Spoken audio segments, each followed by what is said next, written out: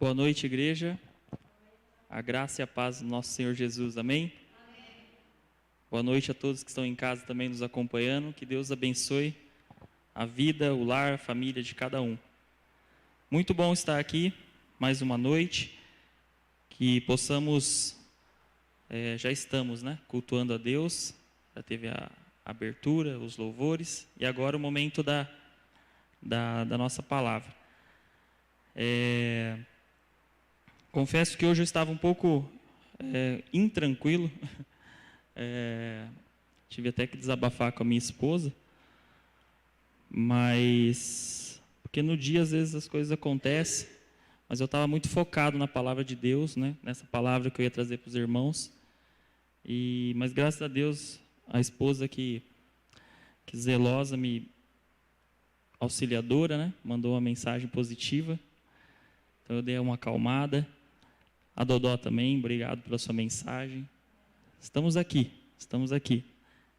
Não sou nenhum pastor, nenhum pregador, mas tenho aceitado esses convites, porque tem preenchido muito o meu coração, e a minha intenção é preencher o coração dos irmãos também com a palavra que é de Deus, não é minha. Acho que é por isso que eu fico um pouco ansioso, porque é uma responsabilidade muito grande. A palavra é de Deus. Então, que Deus nos abençoe neste momento e vamos escutar uma palavra que é viva, que é eficaz, que ela possa falar de um jeito especial na vida de cada um. Vamos orar? Vamos ter um momento agora de nos esvaziar, deixar todos os problemas para fora. Vamos nos concentrar somente na palavra de Deus. Amém? Feche seus olhos, abaixe suas cabeças e vamos ter este momento. Deus, obrigado, Pai. Obrigado porque o Senhor é um Deus de amor, um Deus de justiça. O Senhor cuida das nossas vidas. O Senhor está no controle de tudo e todas as coisas, Pai. Neste momento especial, eu peço que o Senhor fale, use a minha vida a falar com a Tua igreja, Pai. Não serão minhas palavras, mas serão a Tua palavra que sairão da minha boca, Pai. Abençoe a vida de cada um, que possa falar de uma forma especial, de uma forma singular a cada coração, Pai. Que possamos aprender mais e mais da Tua palavra, que é viva, poderosa e eficaz. Amém e amém. Irmãos, uma curiosidade particular, é a primeira vez que eu vou ler um texto do Velho Testamento. Então eu convido aos irmãos a abrirem a Bíblia em Gênesis, o primeiro livro, começo de tudo. Gênesis capítulo 37. Gênesis capítulo 37. Quantos irmãos acham? Eu já vou dando uma introdução. Do 37 ao capítulo 50, vai narrar a história de um homem, de um adolescente, digamos assim, um jovem, melhor dizendo. Então eu vou deixar um dever de casa para vocês. Do 37 ao 50 seria bastante para eu ler agora. Eu vou ler só os 11 primeiros versos. E eu quero deixar essa lição de casa para cada um, para ler até o capítulo 50. É a vida de José. Muitos aqui devem conhecer, mas é muito importante a gente se aprofundar na vida dele, porque ele tem muito a nos ensinar. Então esse fica o dever que eu trago para a igreja e para vocês que estão em casa. Do 37 ao capítulo 50 de Gênesis, a biografia de José. Mas eu vou dar uma resumida aqui. Todos acharam? Amém? Então, Gênesis 37, do 1 ao 11.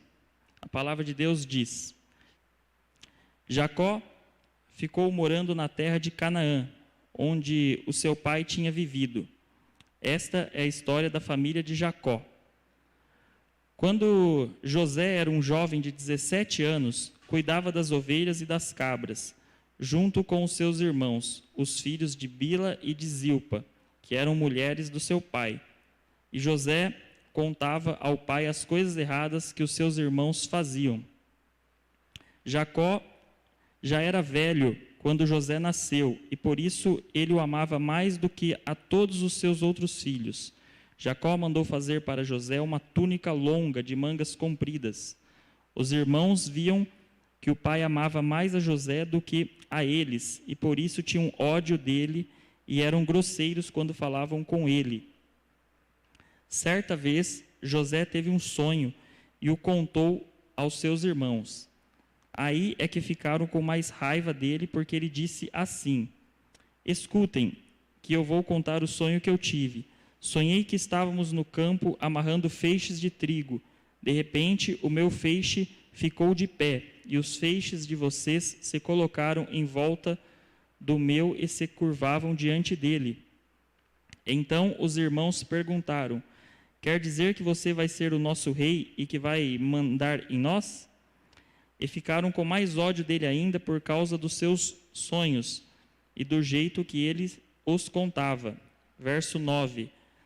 Depois José sonhou outra vez e contou também esse sonho aos seus irmãos. Ele disse assim: eu tive outro sonho. Desta vez o sol, a lua e 11 estrelas se curvaram diante de mim. Quando José contou este sonho ao pai e aos irmãos, o pai o repreendeu e disse: o que quer dizer esse sonho que você teve? Por acaso a sua mãe, os seus irmãos e eu vamos nos ajoelhar diante de você e encostar o rosto no chão? Os irmãos de José tinham inveja dele, mas o seu pai ficou pensando no caso. Até aí só, irmãos, para não ficar muito longo. Vamos fazer um contexto aqui dessa passagem. Como eu disse, José era um jovem de 17 anos, e ele era sonhador, ele era conhecido como sonhador pelos irmãos. Ele tinha os sonhos e ele contava. Porém, ele tinha um agravante. Ele era o filho querido de Jacó. Tá? Esse Jacó é o mesmo Jacó que é gêmeo com Esaú da história. Voltar um pouquinho os capítulos, vocês vão encontrar. Tá? Então, Jacó teve José. E um dos motivos, são dois motivos que também faziam ele ser mais amado, digamos assim, mais querido, mais mimado, tá? Porque ele era o filho da velhice. Ele teve José com 90 anos já. Era o 11º filho de Jacó. Tá? Então José nasceu quando Jacó tinha 90 anos de idade. Então esse era um dos motivos, era o filho da velhice. E o segundo motivo que deixava ele também próximo, mais próximo a José, é porque ele era filho de Raquel. Ele era filho de Raquel, a esposa que não podia dar filhos. A esposa que não era estéril. Mas Deus a abençoou e na velhice Jacó conseguiu ter um filho com a esposa mais amada. Então, por esses dois motivos, ele tinha uma afinidade. Isso não mostra que ele preferia. Não, isso não. Ele apenas tinha uma afinidade maior. Entendeu? Isso acontece, isso é normal. Tá? Eu mesmo, por exemplo, eu tenho uma afinidade maior, minha mãe tem uma afinidade maior comigo do que com a minha irmã. Mas isso não significa que minha mãe não ame minha irmã. Tá? Isso é afinidade.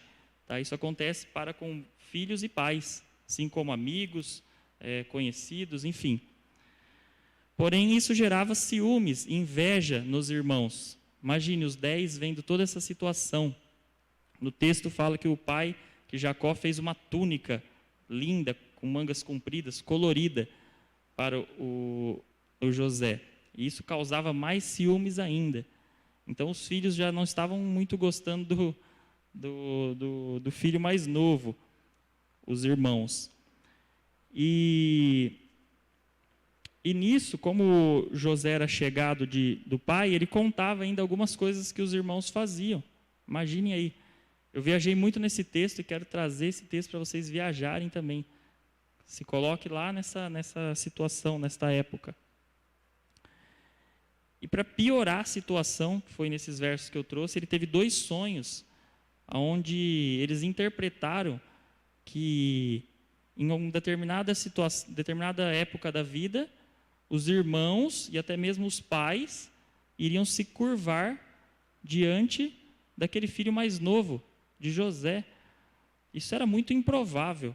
Isso era muito improvável. Então, a primeira lição que eu quero deixar para vocês é de que, às vezes, nós temos alguns sonhos em nossas vidas que nós achamos improváveis, impossíveis de acontecer. Mas devemos entender que quem está no controle da situação é Deus. E José entendia isso. Por isso que ele passou isso para os irmãos. Talvez causou espanto, talvez ele falou de uma forma imatura pelos seus 17 anos, talvez sim. Né? Talvez ele tinha que falar de outra maneira, mas enfim, ele sonhou e falou. Tá? Isso causou espanto até para o pai, imagina. Nossa, um dia eu vou me curvar diante de você. Isso gerou muitos ciúmes. Isso gerou muitos ciúmes nos irmãos. Ao ponto de que, e agora o que eu vou contar, o que eu vou narrar é o que é posterior a esses versos, tá, irmãos? Depois vocês podem ler, como eu disse, tá? Até os 50. Em um determinado dia, os 10 irmãos foram cuidar do rebanho, das ovelhas, dos bois, e eles estavam demorando para voltar. E Jacó falou para José: vai atrás dos seus irmãos, estou preocupado, vai ver o que está acontecendo, né? E ele se deparou com os 10 irmãos, numa região, e os irmãos, quando viram ele, olha onde chegou o ponto do ciúme, da maldade. Eles planejaram a morte de José. Eles planejaram a morte. Ele só não foi morto porque o irmão deles, né? O irmão dele, o mais velho, deu uma segurada na onda. Falou: não vamos matar o nosso irmão. Mas imagine, 10, 9 ali contra 1. Eles estavam querendo matar o irmão. O irmão mais velho conseguiu brecar essa situação, mas mesmo assim eles jogaram José num poço seco. A segunda lição que eu quero trazer, irmãos, para vocês, é de que o ódio, o ciúme, a inveja são sentimentos destrutíveis em nossas vidas. Muitas brigas, muitos conflitos, muitos problemas que acontecem na nossa vida relacional, seja ela entre amigos, seja ela no ambiente profissional, mas eu quero destacar aqui familiar. Muitas vezes a gente não está atento a isso. Na família, às vezes acontece isso. E aí é o mais preocupante. E é onde acontece mais, eu quero frisar isso para vocês. Porque o inimigo, ele quer destruir a família. Porque a família é algo que vem do coração de Deus. Os filhos são herança do Senhor. Então o inimigo quer atrapalhar, quer colocar uma pedra. Então a primeira lição que eu deixo para vocês é que esses sentimentos são destrutíveis. Devemos colocar algo construtível e não destrutível. Então, se alguém está passando por uma situação desse tipo, cada um converse com você mesmo, no íntimo. Ore a Deus pedindo paz, sabedoria, domínio próprio, os frutos do Espírito.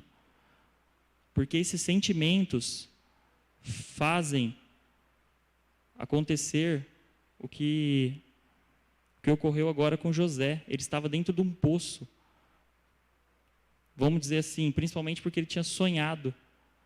Olha só, quantas vezes você não sonhou algo e quando você viu, você estava dentro de um poço. Poço, o que denota? Denota escuridão, denota incapacidade, denota cancelamento. E muitas vezes nossos sonhos são cancelados. Mas como eu disse, José, ele tinha um diferencial. O diferencial de José é que ele sabia que a mão de Deus estava sobre a vida dele. E a diferença, talvez, de José para nós seja só essa. Da gente, às vezes, não só entender isso, de que a mão de Deus também está sobre as nossas vidas. Se você está aqui essa noite, você pode ter certeza, o Espírito Santo trouxe você aqui essa noite. Deus está controlando a sua vida. Por isso que eu tenho falado, vamos deixar os problemas de lado, vamos trazer só os nossos corações voltados para Deus aqui neste momento. Porque a mão de Deus está sobre a sua vida, sobre a minha vida. E estava ali na vida de José, dentro de um poço. Acontece que eles não mataram. Houve um livramento ali. Mas mesmo assim, os irmãos venderam José. Imaginem, vocês que têm irmãos, ou se não têm irmãos, alguma pessoa muito próxima que vocês gostam muito, praticamente de sangue, um primo, ou que seja um amigo, chegar ao ponto de vender você. Vendeu ele por 20 barras de prata, por uma caravana que estava passando. Vendeu ele, vendeu o irmão. E para disfarçar, para fingir que ele tinha morrido, eles tiraram a túnica especial que o pai tinha dado e sujaram de sangue. Olha o tamanho da maldade onde chegou. Eles forjaram a morte. Matar era terrível, mas forjar uma morte também é mesmo, se equivale. E sujou a túnica, e quando levaram para o pai, para Jacó, mostraram a túnica e falaram, que possivelmente alguma fera, algum animal selvagem tinha destruído a vida de José. E o pai ficou muito triste. Por isso que essa lição é muito importante. Observe que uma família estava sendo destruída pelo ódio, pela inveja, pela raiva. Que isso não chegue aos nossos lares, irmãos. Que possamos orar nesse sentido. Que nossas famílias sejam blindadas com o sangue do Senhor. Amém? Então José tomou um novo rumo, e o rumo era o Egito. Aquela caravana estava indo para o Egito. E chegando no Egito, a caravana vendeu ele para um homem chamado Potifar, que era uma autoridade, um membro da corte do rei do Egito. Então ele estava aí numa casa de um homem também muito poderoso ali do Egito. E ele foi comprado como escravo. Naquela época era costume isso. Porém, José começou a se destacar. Em meio aos problemas, José começou a se destacar. E ele então, de escravo, ele passou a ser o braço direito de Potifar ali na casa. Ele tomava todas as decisões, abaixo apenas de Potifar, ali na casa. Ele que organizava tudo.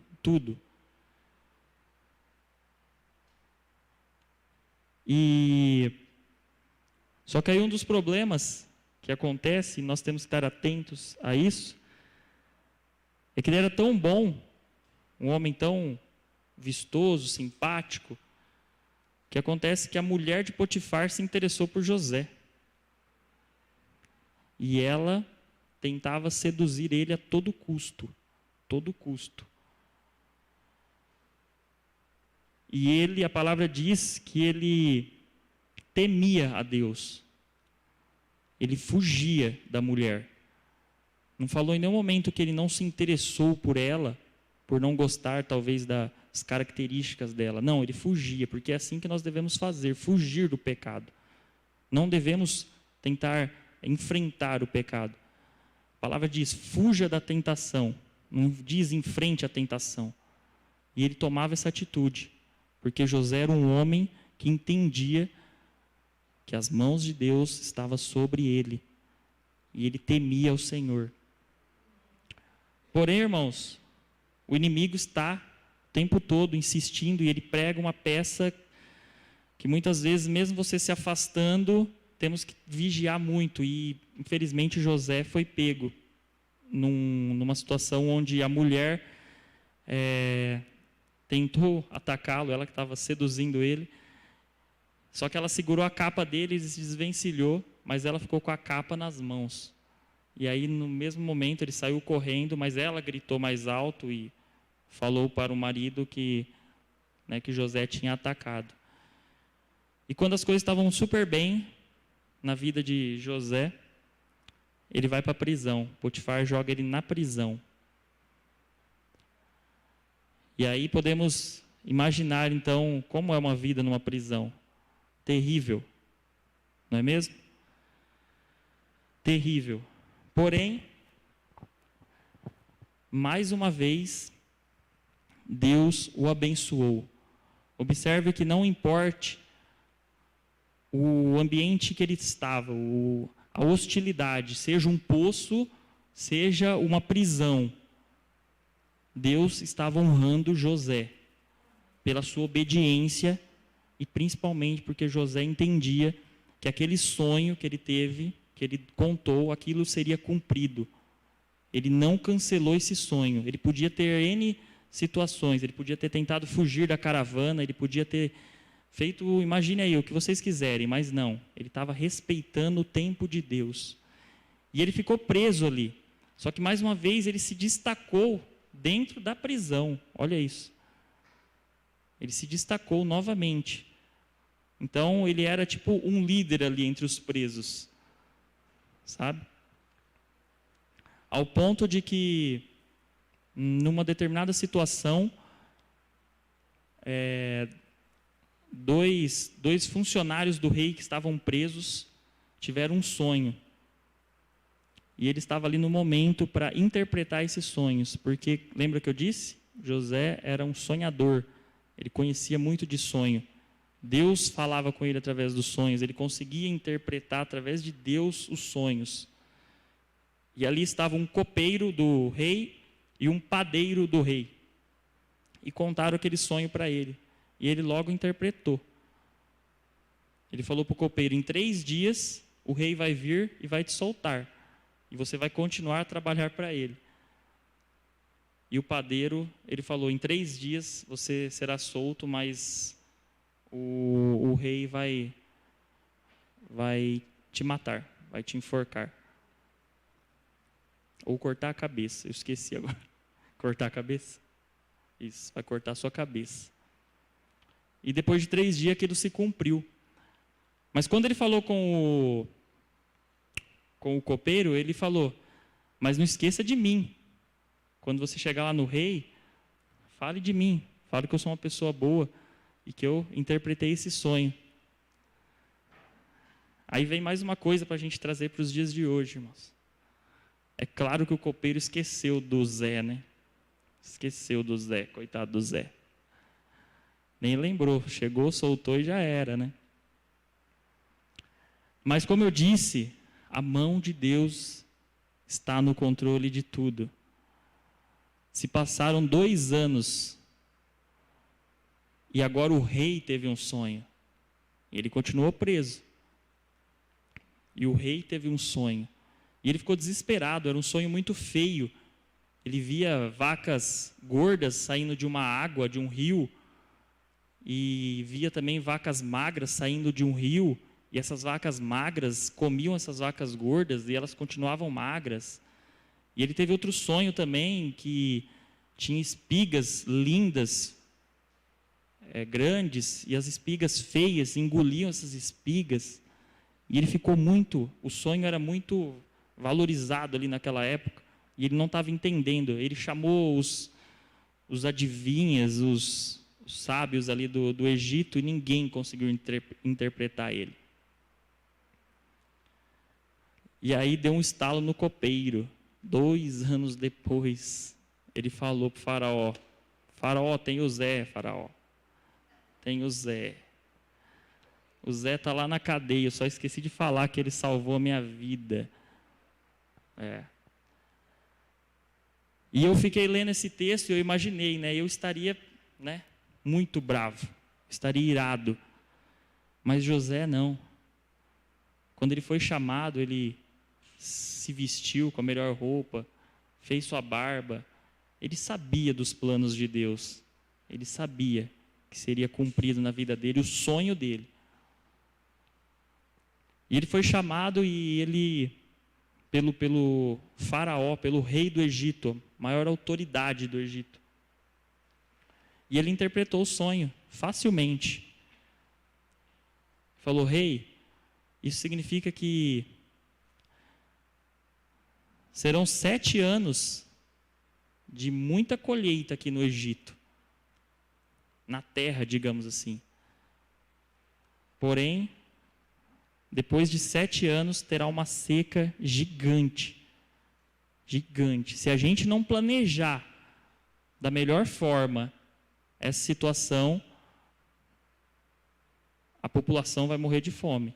O país vai morrer, o continente, todo mundo vai morrer de fome. Então, a minha dica, além dele interpretar o sonho, ele ainda falou: você deve arrumar alguém para cuidar disso, porque é algo muito sério. Você tem que colocar uma pessoa preparada. E aí, a resposta do rei foi: está escolhido, é você. Você será o governador. Eu li, reli, remoí esse texto, irmãos, e estou trazendo para vocês, estou tentando ser o mais claro possível. Creio que os irmãos estejam entendendo, aí de casa também, de que quando ele sonhou isso, ele estava lá em Canaã, uma cidade totalmente deserta, só pasto. Como assim ser um governador? De quem? Da onde? Ele nunca imaginou que ele estaria diante do rei do Egito, e o rei escolhendo ele naquele momento para governar.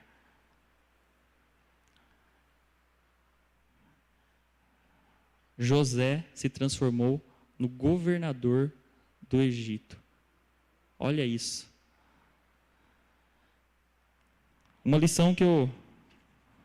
terceira lição que eu listei foi de que honestidade, competência e retidão levam à verdadeira prosperidade.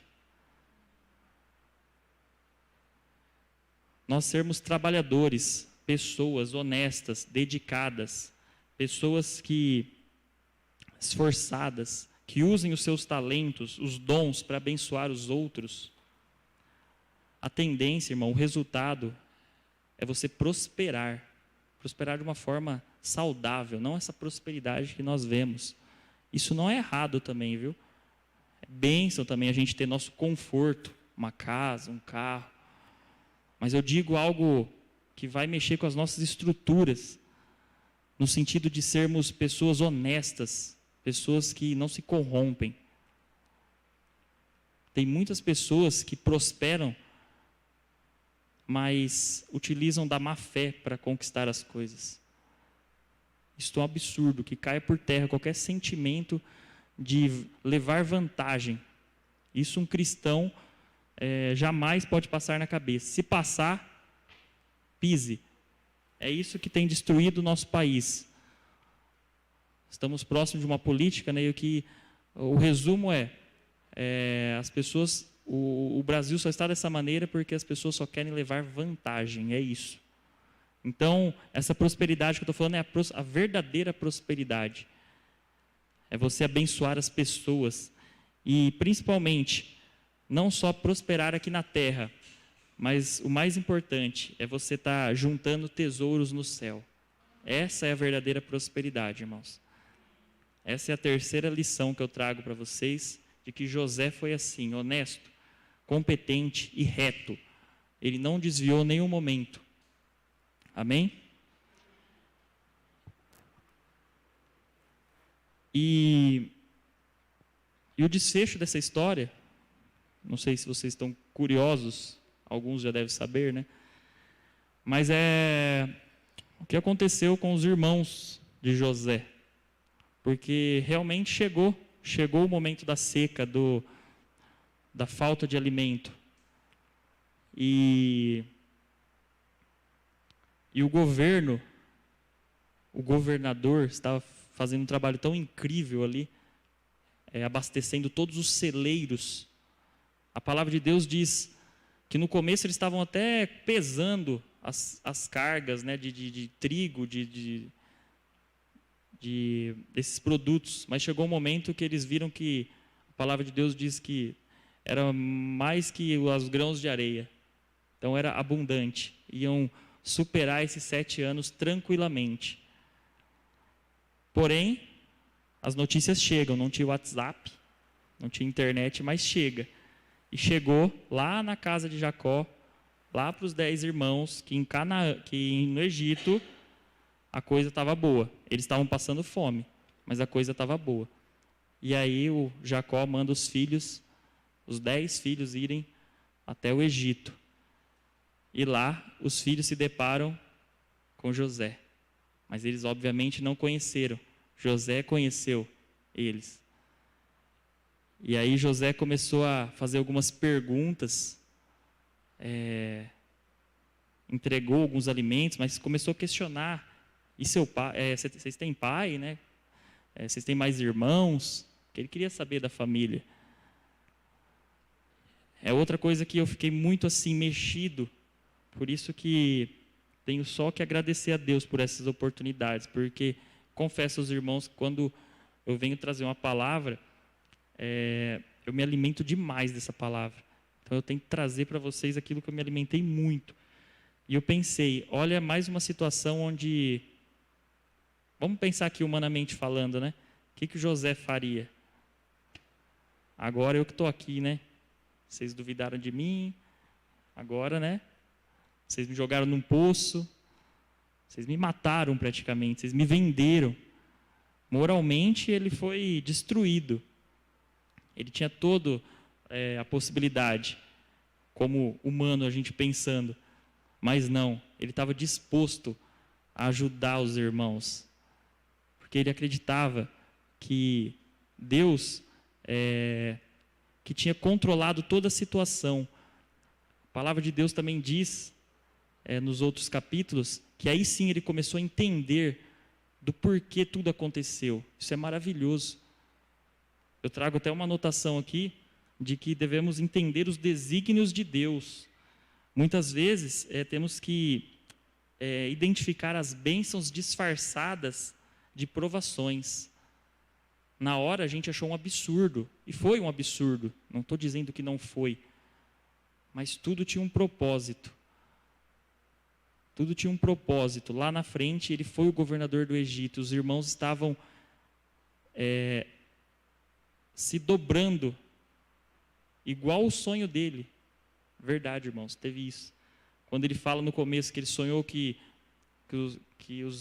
os irmãos, né, que através de feixes de trigo se curvavam, ele estava naquele momento se curvando diante de José. Aconteceu. Então José, o sentimento dele era só um, não era de raiva não, dos irmãos, era só de alegria. Só de alegria.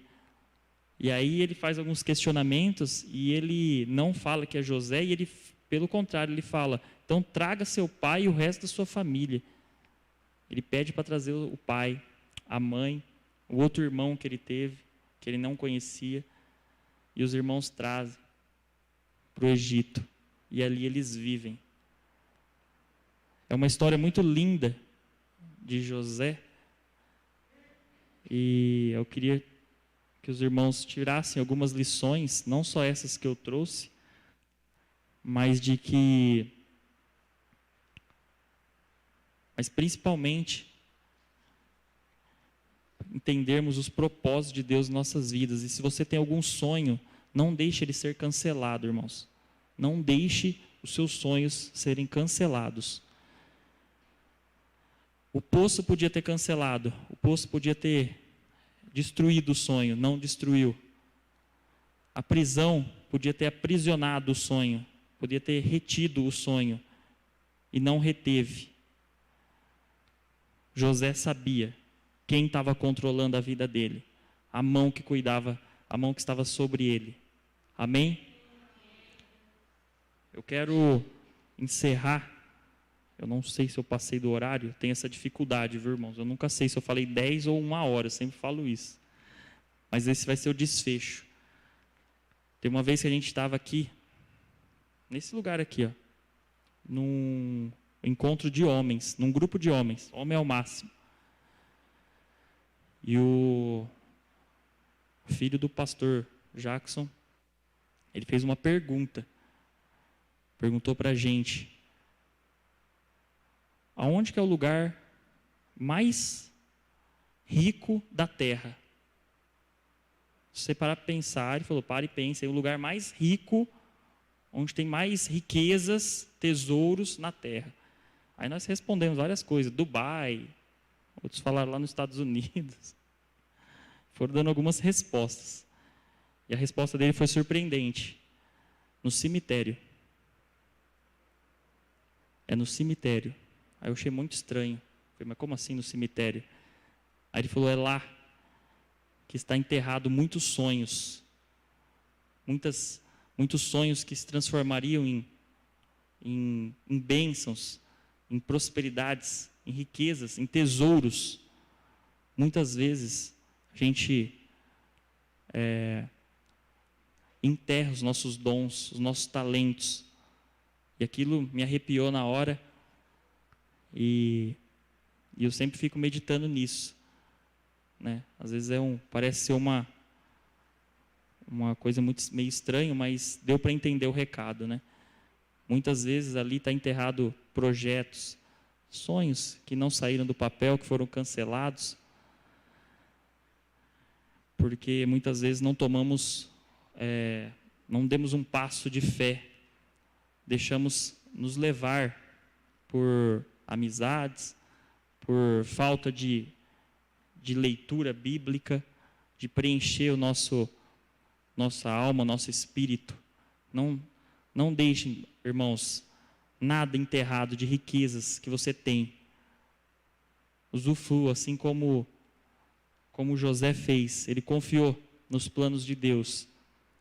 E de um simples jovem sonhador, ele persistiu, perseverou, foi honesto, reto e conquistou aquilo que Deus tinha sonhado. Amém, irmãos? Essa é a palavra que eu quero deixar para vocês. Espero que tenha abençoado de uma forma especial cada um. Cada um vai receber essa palavra de uma forma. Mas eu creio que saiam daqui preenchidos pela vida de José e de que existe uma mão que controla as nossas vidas. Amém, irmãos? Tenham uma boa noite. Eu vou passar agora para o pastor Jackson. Obrigado.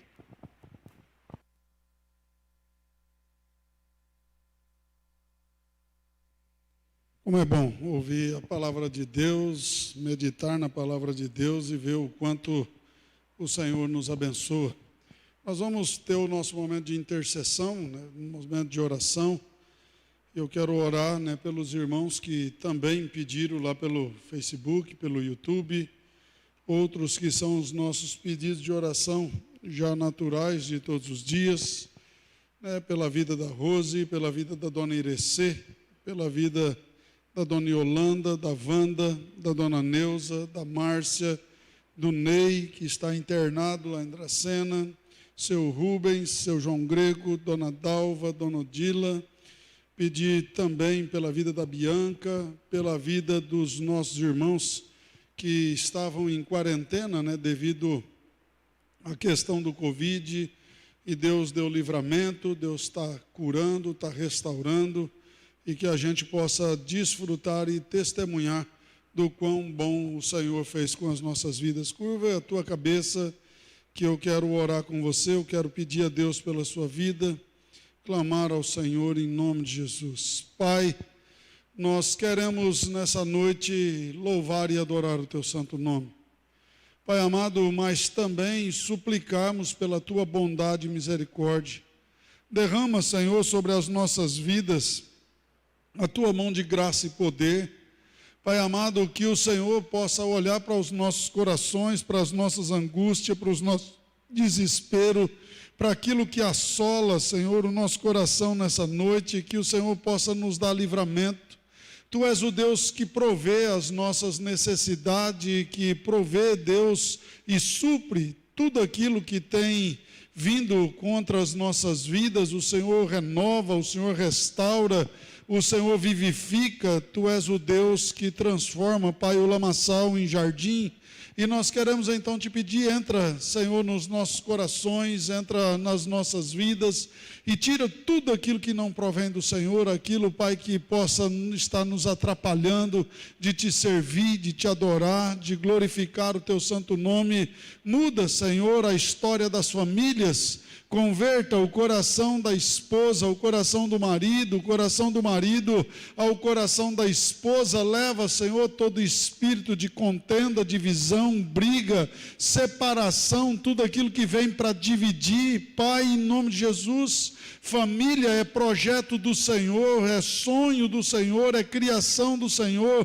Nós te pedimos que todo ataque de Satanás e seus demônios contra a família seja lançado por terra e que haja restauração nos relacionamentos, que haja, Senhor, compreensão, que haja a transformação nesses casamentos, em nome de Jesus. Converta o coração dos filhos ao coração dos pais, o coração dos pais ao coração dos filhos, o coração das famílias ao teu coração, em nome de Jesus, Pai, que o Senhor venha guardar, abençoar a vida de cada família das nossas igrejas, as famílias que estão nos assistindo, as famílias, ó Pai amado e querido, que nesse momento há integrantes delas de joelho, clamando, suplicando por um milagre, por uma intervenção do Senhor. Faça isso, Pai. Olha, Senhor, aqueles que estão sofrendo, precisando do teu milagre, precisando da tua cura. Olha a vida da Lu, a vida do Marquinhos, a vida da Bianca, a vida da Ana Paula, a vida dos irmãos, Pai, que nós falamos aqui antes de começarmos essa intercessão. Entra com o teu poder, a vida do Atsushi, Pai, que o Senhor venha nessas vidas e opere o teu milagre, que o Senhor faça, Senhor, a tua misericórdia alcançar esses corpos físicos e essas enfermidades cair por terra, que o Senhor restaure, Pai, do alto da cabeça à planta dos pés, envia fogo do teu altar e queima tudo aquilo que não é seu e restaura cada vida, restaura, Pai amado e querido, o corpo, assim como o Senhor fez lá no vale de Osso Seco. O Senhor disse a Jeremias, Ezequiel, Pai, que ali ele daria uma palavra e os ossos se ajuntariam, as carnes se ajuntariam. Eu te peço, Pai, que saia uma palavra do teu altar agora e que essas vidas possam ser restauradas, possam ser curadas, possam ser abençoadas, porque teu é o poder, teu é o reino, tua é a glória. Restaura, Senhor, essas vidas, abençoa, traga libertação, em nome de Jesus. Guarda a vida de todos aqueles que estão nos hospitais, precisando do milagre, a vida do Ney que está internado, Pai, que o Senhor coloca a tua mão de poder, queima tudo aquilo que não é seu e abençoa a vida dele, a vida daqueles outros que estão sofrendo, precisando do milagre do Senhor com tantas enfermidades. Opera, Senhor, os teus milagres sobre a vida deles e restaura, guarda a vida dos médicos, a vida dos enfermeiros, dos atendentes, dos faxineiros, de todos aqueles que estão trabalhando, Pai amado, nos hospitais, que possam ser cuidados pelo teu Espírito Santo, Pai, que haja libertação sobre as nossas vidas e que possamos ver a glória do Senhor derramada sobre a nossa casa, sobre a nossa família, sobre o nosso lar, em nome de Jesus Cristo de Nazaré. Amém, Jesus, amém. Vamos ficar em pé, vamos receber a bênção do Senhor. Que Deus possa ter te abençoado aí na sua casa, ter te abençoado aqui também na nossa igreja, que Deus faça grandes milagres e maravilhas na sua vida. Nesse sábado, às 20 horas, nós teremos a nossa live dirigida pelas mulheres. Vai ser muito bacana, não perca essa oportunidade. Entra lá e procura os nossos canais, IPI Vale do Sol, tanto no YouTube quanto também no Facebook. Participe conosco, vai ser uma festa muito bacana. Amanhã estarei em Dracena, dando um estudo bíblico que ele é feito só presencialmente. Que Deus possa nos abençoar na nossa ida, na nossa vinda, e até no domingo de manhã aqui em Bernardes, e à noite também no Vale do Sol e em Dracena. Pai, nós te louvamos e te agradecemos, porque somos o teu povo, Antes de escolhermos o Senhor quem nos escolheu. Obrigado por sermos chamados filho de Deus. Agora nos dê uma semana, um restante de semana abençoado, cheio de vitória, que possamos desfrutar dos seus milagres, das suas maravilhas. Nos leva em segurança, em paz, e nos dê, Pai, uma semana que possamos testemunhar do teu amor, da tua graça e da tua misericórdia, e que a graça e a paz do nosso Senhor, o amor de Deus, esteja sobre vós, povo de Deus, igreja de Cristo Jesus. Vão em paz e que o Senhor os abençoe para todos sempre. Amém, Jesus, amém. Boa noite e até amanhã.